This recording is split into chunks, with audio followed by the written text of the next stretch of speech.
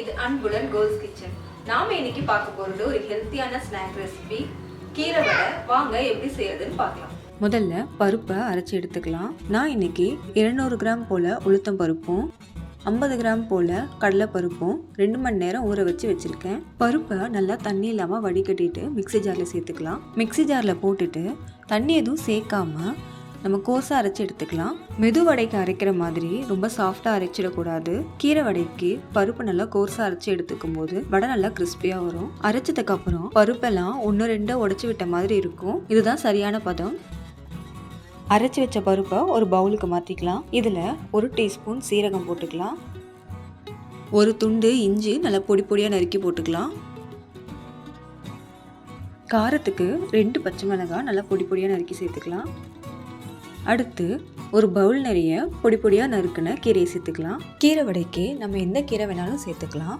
நான் இன்னைக்கு சிறுகீரை எடுத்திருக்கேன். கடைசியாக தேவையான உப்பு சேர்த்து நல்லா பிசைஞ்சு வச்சுக்கலாம்.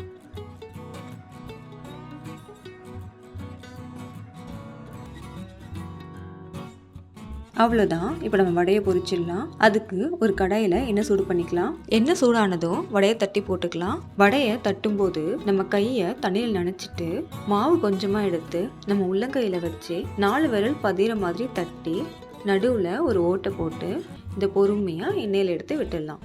வடையை தட்டுறதுக்கு நம்ம ஒரு வாழை இலையை தண்ணியில் நனைச்சு கூட யூஸ் பண்ணலாம். அப்படி இல்லைன்னா ஒரு பிளாஸ்டிக் கவர் கூட எடுத்து யூஸ் பண்ணிக்கலாம். ஸ்டவ்வை சிம்மில் வச்சு நல்லா பொறுமையாக இது 2 பக்கமும் நல்லா பொன்னிறமாக வர வரைக்கும் பொரிச்சு எடுக்கணும். வடை நல்லா பொரிஞ்சு வர 8லேருந்து 10 நிமிஷம் வரைக்கும் ஆகும். ஸ்டவ்வை சிம்மில் வச்சு பொறுமையாக பொரிச்சு எடுக்கும்போது தான் வடை வெளியே கிறிஸ்பியாகவும் உள்ளே நல்லா சாஃப்டாகவும் வெந்து வரும்.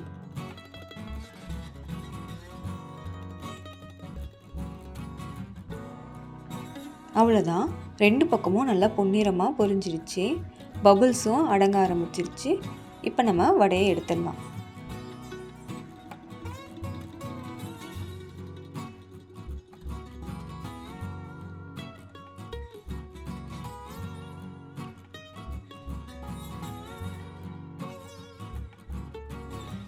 அவ்வளோதான். சுட சுட ருசியான கீரை வடை ரெடி. இந்த வீடியோ உங்களுக்கு பிடிச்சிருந்ததுன்னா லைக் பண்ணுங்கள், உங்கள் நண்பர்களோட ஷேர் பண்ணுங்கள், மறக்காமல் எங்கள் சேனலுக்கு சப்ஸ்கிரைப் பண்ணுங்கள், பக்கத்தில் இருக்க பெல் ஐக்கானை கிளிக் பண்ணுங்கள். நன்றி.